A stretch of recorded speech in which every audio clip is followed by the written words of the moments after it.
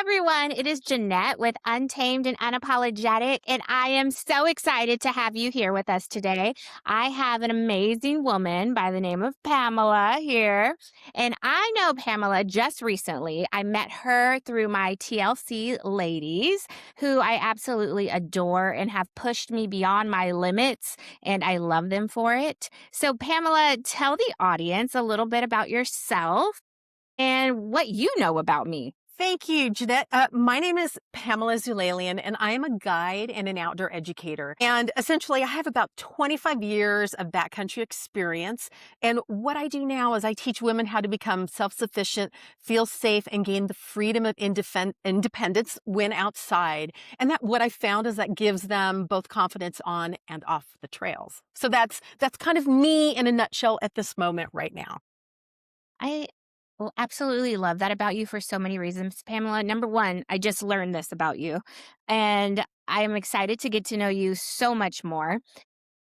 I personally have recently started doing more like outside stuff, right? So, about 2 years ago, I hiked the Camino in Spain, and it was like, I don't know. I don't even have words for it, right? It was just eye-opening, like a rebirth of myself. And currently, like right now, my aunt is actually doing it, but from France all the way to Santiago de Compostela, and she's doing it by herself. And she was scared. She was supposed to have some people go with her, and she didn't do it. And I told her, "Go, just go.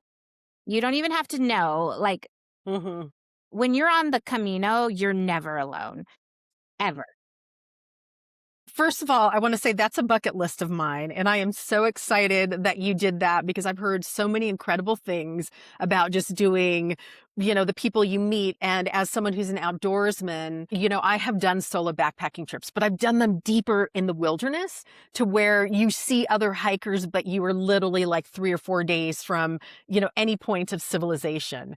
So yeah, it's incredible. So when you tell me that it was just a mind blown, like a mind shift for you and incredible. It really is for anyone who has never done any hut to hut or any, town to town or any type of through hiking or even just a day hike. There's something so transformative about being outdoors or just pushing yourself and, getting winded and exhausted, but, feeling uplifted at the same time as you're just feeling like, oh my God, I need to stop and rest for a second. So it's a pretty incredible experience.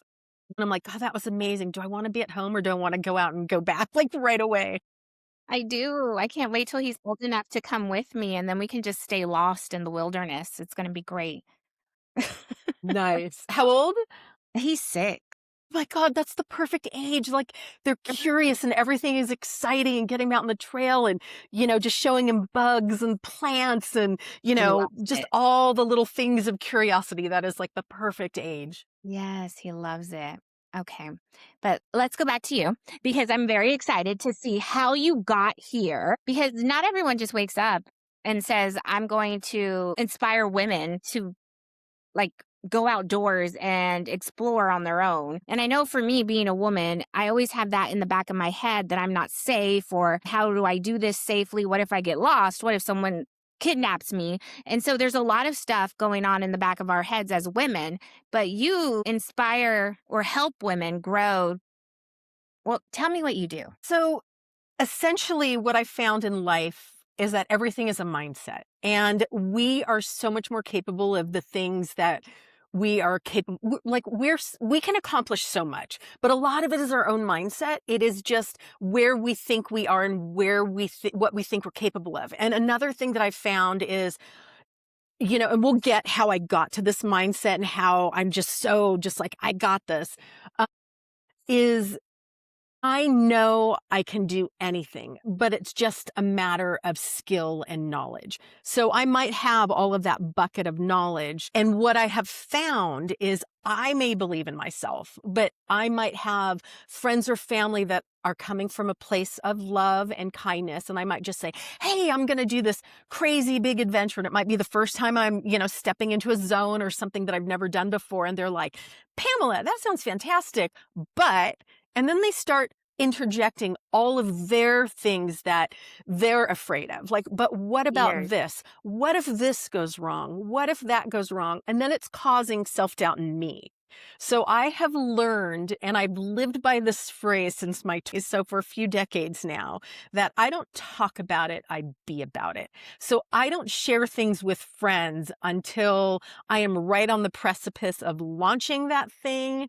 I'm in the middle of that thing and no one else can tell me their reasons why it can't happen or the reasons why it shouldn't be done, because I will not let people be the reason that I don't do something. I won't let, because I can get in my head and we can all get in our heads and we can all have that internal dialogue with ourselves of why things aren't going to work, why this is a bad idea. But to have outside influences, all it's doing is allowing that voice in our head to now be that prominent forward conversation. And now it's going to prevent me from doing all of the incredible things that I want to do. And because from a young age, I just decided I'm going to stop listening to the people around me and just listen to me and follow my heart and follow what makes sense for me and follow my own path. It's allowed me to do so much and explore the world and have a life that in a million years I never would have imagined I would have had. And it has been simply because I have not listened to the naysayers, even if the naysayers are coming from a place of well-meaning, you know. And Yeah. then add the element of, if you really do want to do something that is extraordinary or something that women don't normally do, or something that you had mentioned, Jeanette, of, you know, but it might be unsafe. I'm a woman. What if this happens? Or what if that happens? You know, now you have men, not just the people that love you. And I have incredible guy friends. So this just comes from a place of sort of statistical facts. You Yeah. know, men in general tell women what we can or can't do, or what the norm is that we should or shouldn't do. Very true. And, you know, then that's another factor. So you might have a loved one, a husband, a brother, and they're coming from a place of, Doesn't it but it, create more fear, like, in us that doesn't even need to be there? yes, it creates so much more fear. So back to your original question is, you know, I work with women specifically now. I do work with mixed gender groups and I love it. And don't get me wrong, like I love those mixed gender groups, but I tend to find women more so, I would going to say, in our age range, you know, 40s and 50s, where we sort of grew up being told how we should be and what we should be doing. So we have a lot of set of rules that we just need to hurdle over to be able to just say, no, I can do this. No, I'm going to do this. I got this. And so it's not only mindset, but it's believing that the knowledge that you have will get you through those situations. And it's trusting your instinct. And it's so much more, you know, it's really listening to yourself and then having the skill set and the knowledge to know in any situation, whether it's lightning or bears, you're sort of getting that uneasy feeling in your stomach or whatever it might Yeah. be, to just be able to go, I got this, take that deep breath and reground yourself and ignore that, all that conversation and all those rules and all those boundaries that are still sitting in our heads somewhere, and to just believe and to know. Yeah, So it allows you to move forward because I feel like a lot of women in general, we live in fear a lot of times and we let the fear guide us. But what I've been taught and what I've learned along the way, which I mean, you've just said right now, is if we listen to the fear, we go nowhere. But if we take a deep breath and we remind ourselves, like, we got this, like, what's the worst thing that could happen, right? Let's just keep on mhm. moving forward. Life is so much more different. But what you said was just so powerful. And to know that at such a young age that I'm just gonna, what did you say? Be about it and do it instead of talk about it. Talk to me a little bit about that because that had to come from somewhere. So, what was that moment in your life, right? That you had a setback or a fall, or like I say, like dig myself into a hole somewhere. What was that moment and how did you get back up and create that and become you? This is such an excellent question. And this really stems back to my youth. I had a very turbulent relationship with my parents, my father in particular. He was very, very conservative, and I was always very much a tomboy, very free spirited. I wasn't a girly girl, you know. I was climbing trees and, you know, bringing back frogs and lizards and snakes and all sorts of things. Like, I was just very much about the earth. And so we always had that conflict. So he was always trying to mold me into his idea of what a little girl should be. And I was so independent and such a free spirit and so strong willed that I always pushed back and always pushed back. So I grew up being told what I couldn't do and how it shouldn't be done. And no, no, no, you let your brother do that, or no, no, no, no. And because I was always so curious, I would always ask why. Now, as a little kid, if you just explain to me why, at least I'm given the information and I can process it, and it still probably make the decision I'm going to make. But because I was always just told because I said so, that was Mm. never good enough for me. So I would just push past it, push past it. But I was constantly told at a young age how I needed to be and and the way I needed to act. You know, and that I couldn't do certain things, and that was not the way girls should be. And by the time I got to be a teenager, I was just, and when I moved out of the house at 18, Mhm. I pretty much was just like, I am not hearing you. I'm not like, that was when I just sort of turned off the noise of other people's language to me, because I had such a strong pull of the things that I wanted to do in life and what I wanted to do. As an example, I always wanted to be an apparel designer, a fashion designer. And when I was young, I was really, really creative. And my mom was an artist, and she was always just so, she pushed me. She would, she was always just like, here's a block of clay. Play with the clay. Be Here's creative. fabric. Be creative. Like, she really, inspired that in me.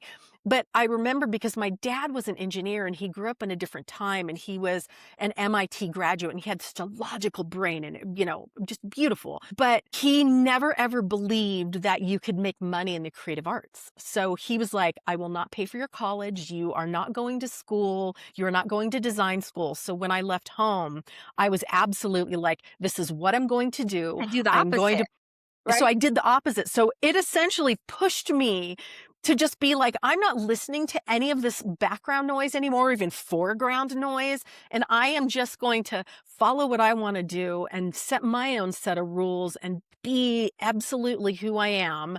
And I am just going to do what I want. And I want to tell you, I ended up putting myself through design school. It was expensive. I ended up working full time, going to Yeah. school full time. When I was in school, I won a design competition for the Ferragamo family, and I got to do my internship in Florence, Italy with the Ferragamo family.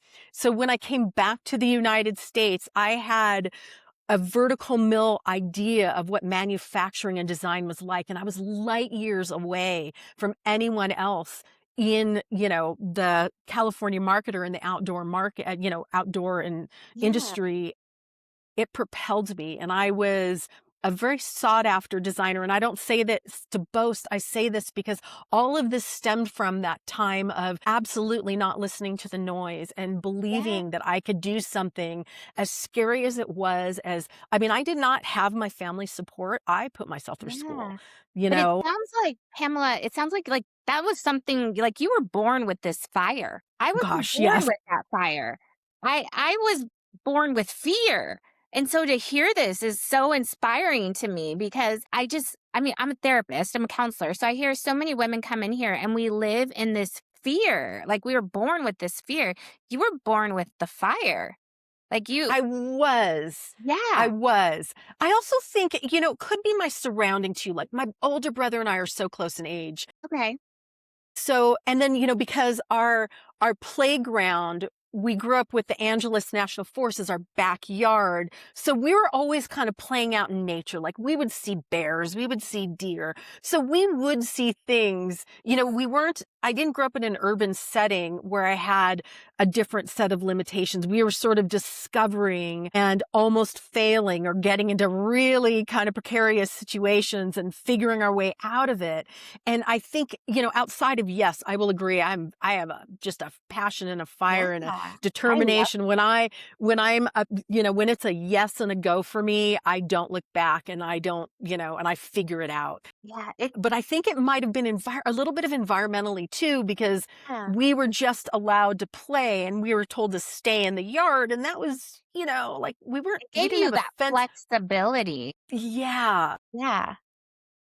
Yeah, no, I love that it happened so young for you, like, you were just born with that. I created that, and I don't think I started leading with fire and not with fear until I was, like, 35. I have to applaud you. That's Yeah. incredible. That is something like that is a version of you that you had to step in at such an older age. And Mhm. all of those years of talk in your head, you just had to figure out a way to silence that conversation and push through. I applaud you. That's Thank just you. incredible. That is really incredible. But tell me a little bit more because you were born with this fire. So I know there's a lot more behind you, like not listening to your parents and just doing the complete opposite and coming out so well rounded and with so much knowledge just because you said, no, I'm not going to listen to the noise. I'm going to do this. Now I'm in Italy learning from the best. You come home. What else is mixed in there? Curiosity.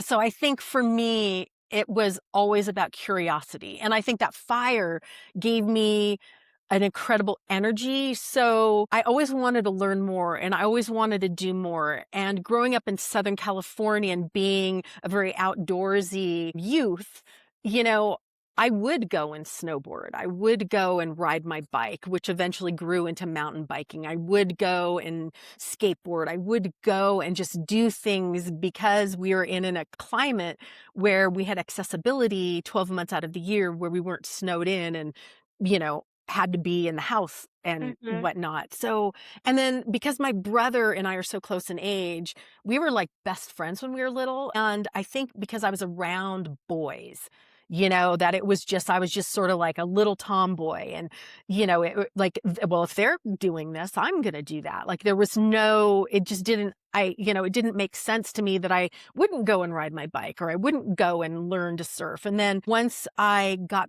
back from Italy, I was in my early 20s at this point and graduated. The first job I got in the industry was within a company within the outdoor and action sports industry. So it was a perfect marriage of kind of how I grew up, that passionate, fiery person that I am, and then this industry that I always felt like I had one foot in without realizing it. So when I got into this industry, our board meetings, we'll call them board meetings, when I was a designer with O'Neill Surf, Hmm. it was mandatory 7:30 on the beach. We are surfing for 2 hours. After we Wow. surf, we're coming in, we're getting a catered brunch, and then we're going into our meeting. So that was, Best how time it to plan was. board meeting. Yeah, so we would have these flexibilities where you'd look Yeah. out into the parking lot and you could always tell when it was when the waves were breaking because you would see everyone's, wetsuits just drying on the backs of their cars. So it was Wow. just such a different mentality. We would test drive our own stuff. We would work very closely with the athletes, the team athletes. So it was just, I don't even Amazing. know what the original question was.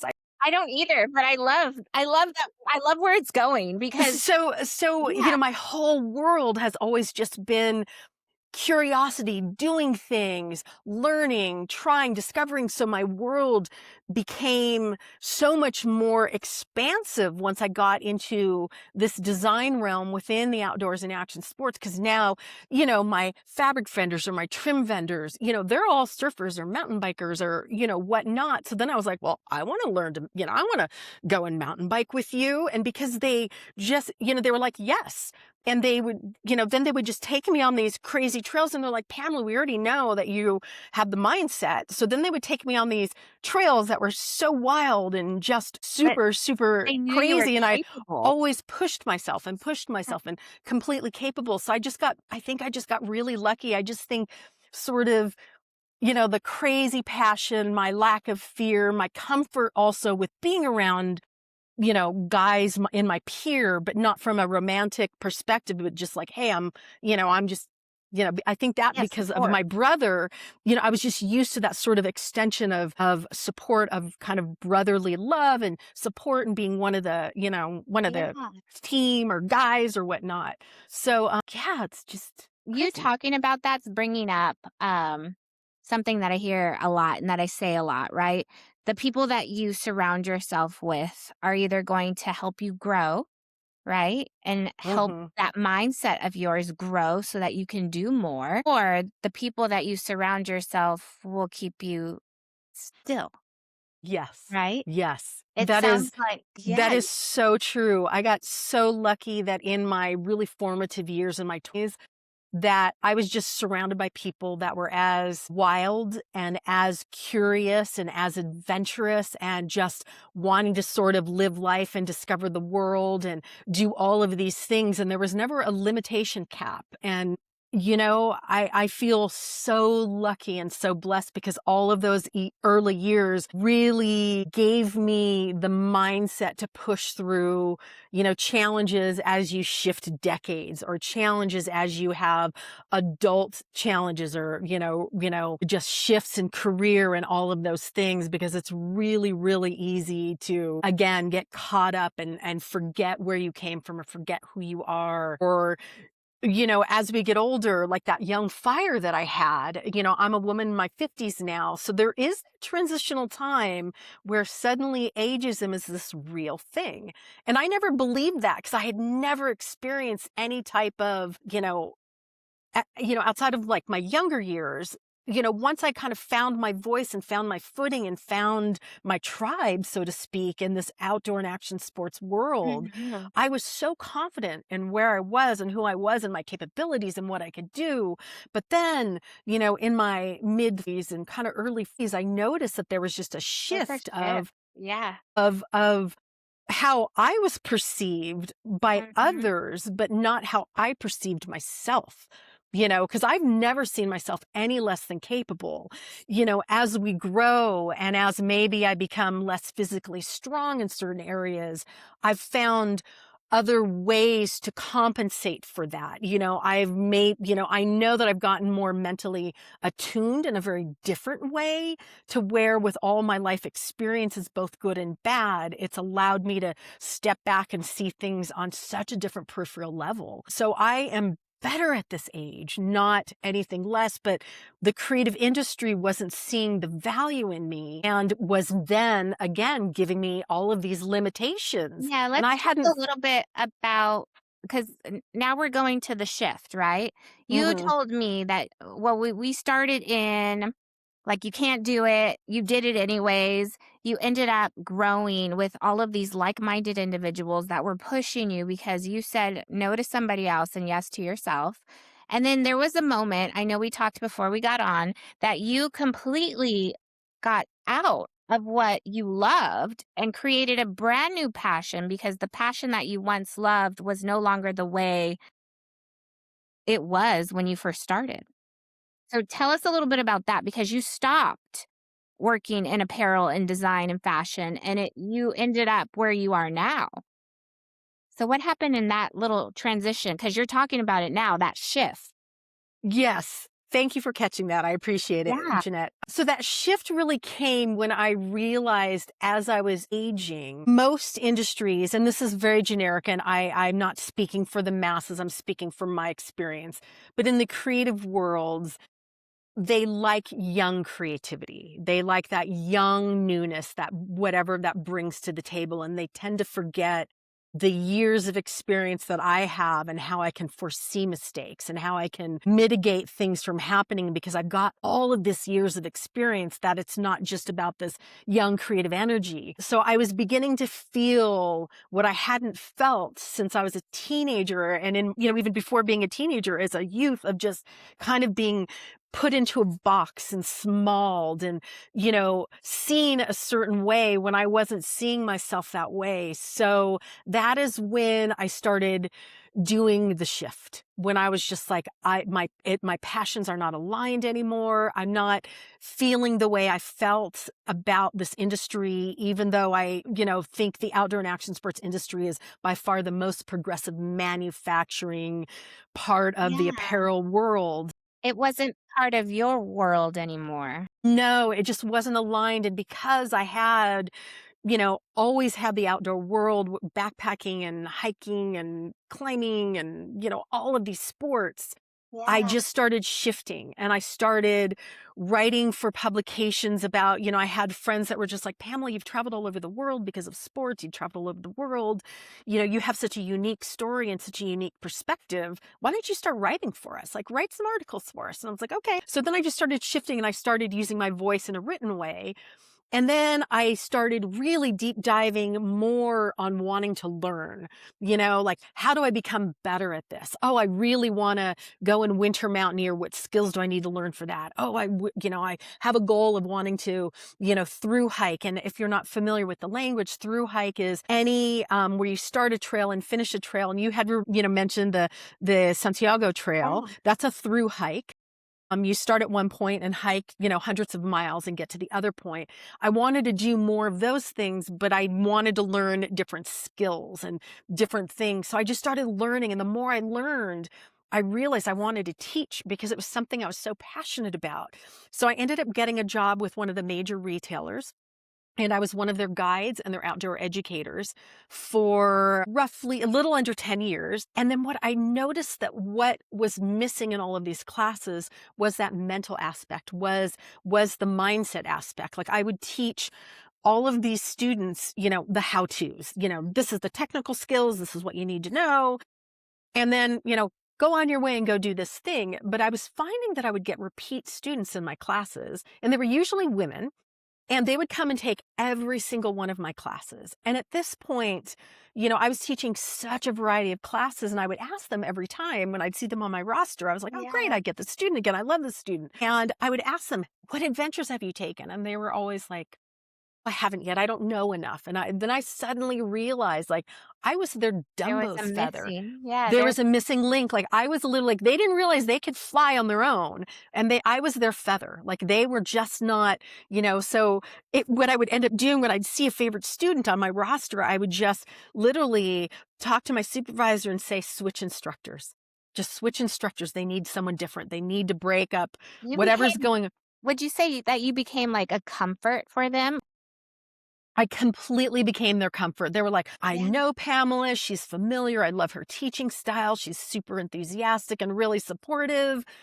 I just need to learn more from her, and then even some of the trips I would guide, like, they'd be like, oh, I want to go with Pamela. And I was like, you are so capable without a guide. Like, you were one of the most capable people I've met, but you're not doing your thing. So that's how Adventure Her was born. I realized that I love teaching, but the aspect, because I wasn't teaching a curriculum in the way that I created. I was a teaching 8-hour Somebody window else's. curriculum, someone else's curriculum. I realized that I wanted to create something that not only taught the skills, but also taught the mindset. And as a woman, and knowing the limitations and the voices of other people, and how people tend to see what women should or shouldn't do, or how women are or are not capable, I realized that, even speaking back to your story, Jeanette, how it took you 30 years for you to get past all of that conversation. I realized that that is so many of women's stories of being, constantly staying in this place of, I'm afraid, or I shouldn't, or I'm told all these things, or it's Or dangerous, I or don't have whatever. time, Yeah, or I have whatever. kids.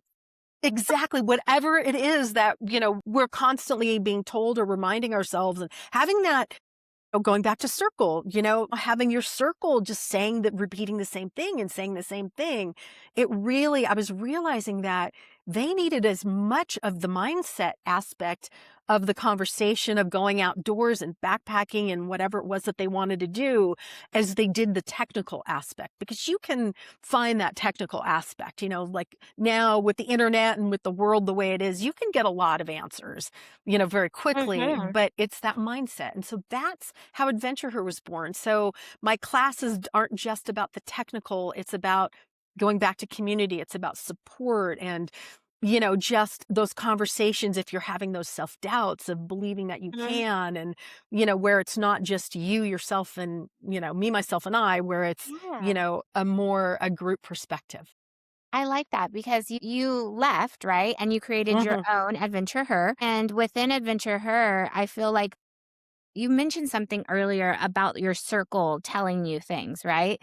And sometimes maybe that circle isn't for you and you have to uproot yourself and put yourself somewhere else. And I think that's true for a lot of us, but a lot of us are afraid to leave our circle. Yes, I have audited my circle for the last 10 years. And it doesn't mean these aren't people I love, because they are. But I realize these are people that are not growing in the way that I'm growing. So their story is very different than my story.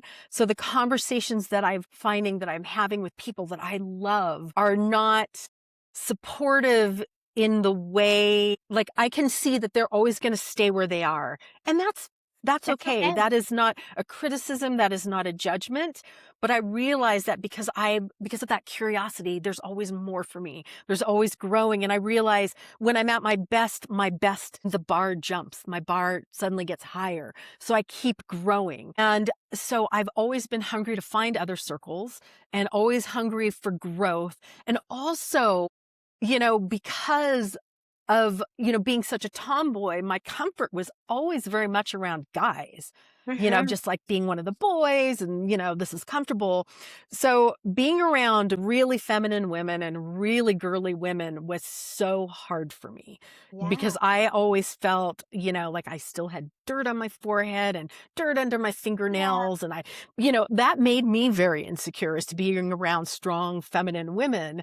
Mhm. And now I'm finding that that is the group of women I'm in, and that's how I met you. And I love it, because it's allowing me to see this whole other beautiful side of women that are just incredible, that have these amazing careers and strong voices. So, to the circle, I think always evolving and always growing and saying, I love these people in my life and they're fantastic, but I need to grow more, and I need to not, like I call them, in my universe, Yeah. I call them like my little Plutos. Like, they're people I still love, but they're like my Plutos. They're little planets that are still out there. And if they ever needed anything, and we still keep in touch and we still talk, but it's not to the level that it was in my 20s and in my 30s. And in my 40s was really that crazy shift of trying to figure it out and trying to, going through a lot of my own self doubts and my own insecurities, and trying to figure out what that next thing was going to be, and trying to once again block that noise out from an industry and other people, and remember who I am, and remember my own voice. Yeah, and I think it's just important for women just to hear this conversation because I feel like we listen to the noise way too much, right? And we tell ourselves, but these are my people, like this is it, like this is who I have, but it is okay to have multiple circles of people. I don't have just one circle of people. I have tons, and when that Mhm. circle, and I know it might sound like maybe a little bit selfish, but I'm gonna say it anyways. If that circle of people isn't serving me and my mission, I need to jump into my other circle because they do in other areas. Or I need to jump into this other circle because they're gonna push me up even higher. And it's okay to like jump around your circles and have Mhm. multiple. And I don't Mhm. think enough women know that. I agree. I wholeheartedly agree with you. Because I have different groups of people that have always supported me in different things. Yeah. And I have different conversations with those different groups of people, because I know where their mindsets are. And I think it is absolutely imperative that you do have different circles. Like if I'm learning guitar, I'm gonna hang around people that wanna play the guitar and play the guitar. I'm not gonna do that with my friends that are mountain bikers because they're gonna be like, No, "Why did you bring your guitar to a mountain bike thing?" Like, it's gonna not get gonna be. broken.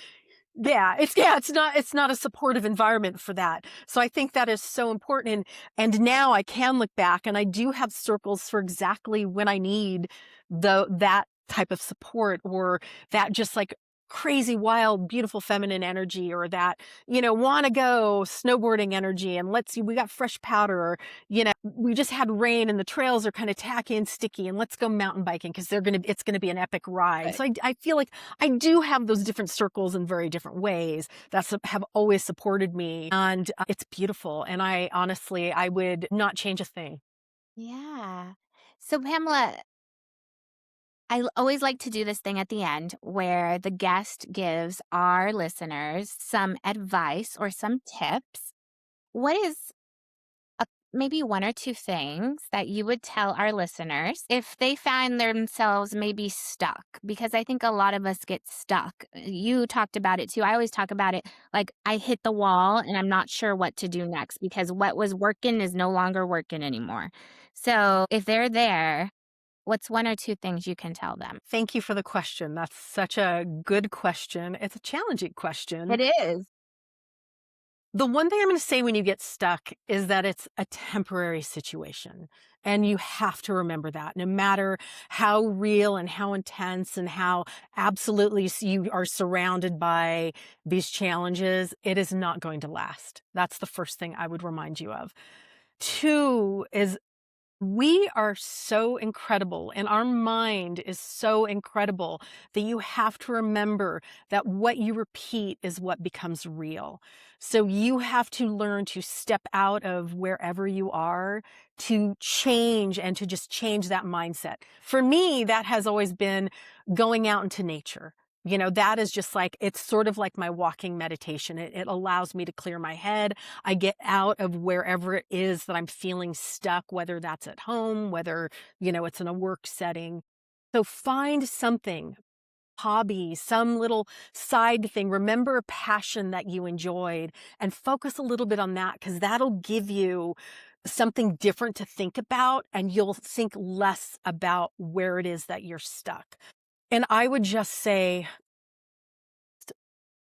get rid of the noise. Like, do not let other people dictate what you can and can't do. That is first and foremost. You know who you are. You know what your passions are.